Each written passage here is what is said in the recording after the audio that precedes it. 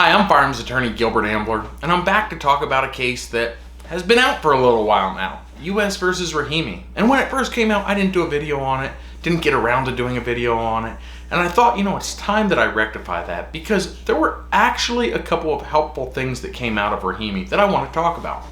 Before we dive into this subject, if you have not yet hit that subscribe button, what are you waiting for? Hit that subscribe button, like, comment with your thoughts, share with your friends. That way you and your friends can keep getting this important Second Amendment related content. Alright, United States versus Rahimi. There were some out there who forecast doom and gloom with Rahimi, saying it's going to undo the Brun standard. It did not. In fact, the court was very, very clear. They applied the Brun standard. Even the justices that don't like the Brun standard applied the Brun standard. So, in that regard, it's helpful. We understand Brun is here to stay. They did not overrule Brun.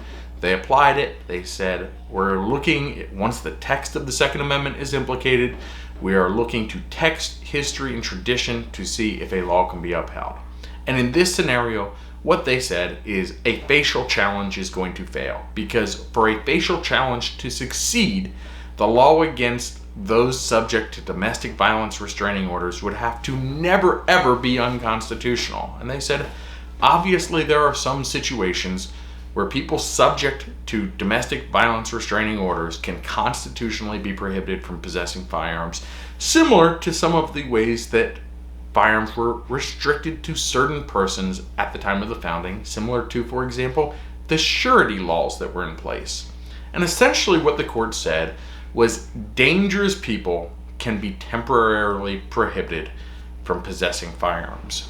But where does this leave us with respect to felons? Well, I'll tell you, if it's a non-violent felony, I actually think it supports restoration of your rights. And in fact, one of the things that the court did in the aftermath of Rahimi was they vacated, and remanded the Range case, which considers exactly that, non-violent felons. So they said, and in that case, of course, Range had his gun rights restored. The court didn't say they were wrong to do that. They simply said, view it again under this new dangerous test that we are looking at. Is somebody a danger? If so, there's a historical tradition likely in place that would allow the government to restrict them from possessing firearms.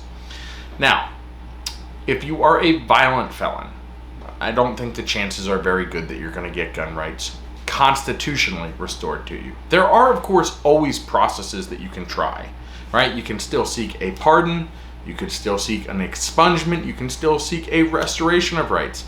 It doesn't matter whether they can constitutionally prohibit you, as long as you statutorily meet the criteria to have your rights restored. And there are processes in place in most states that you can seek to use to have your rights restored. For example, up in Pennsylvania, typically it's going to be a pardon that you're going to be seeking. In some cases, it might be an expungement.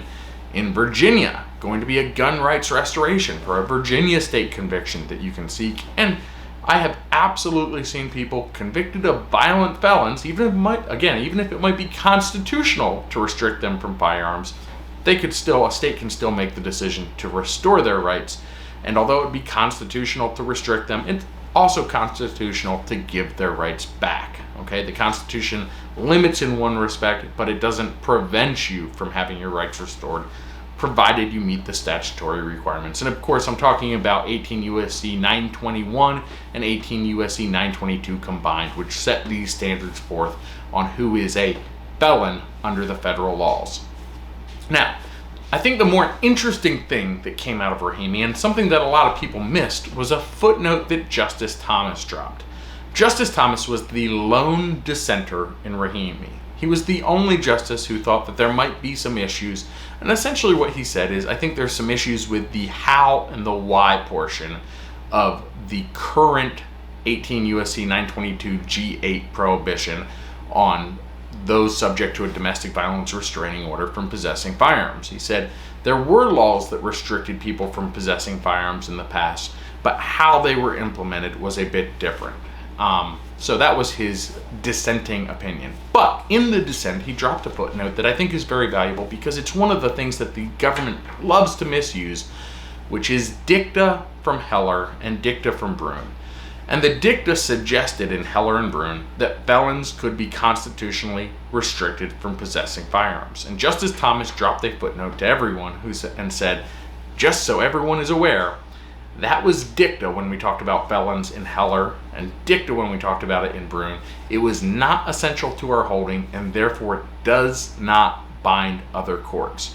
And this is a very important footnote because this is a Supreme Court justice saying our prior decisions, including one of the decisions I authored, when we talk about felons, it does not bind the lower courts.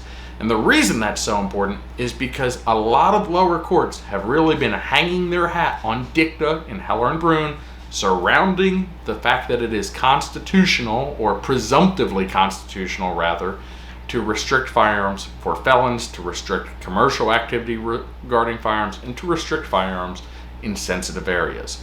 Very clear now, and we all knew this, but it's good to have a Supreme Court justice say it. That is dicta. That does not bind the lower courts.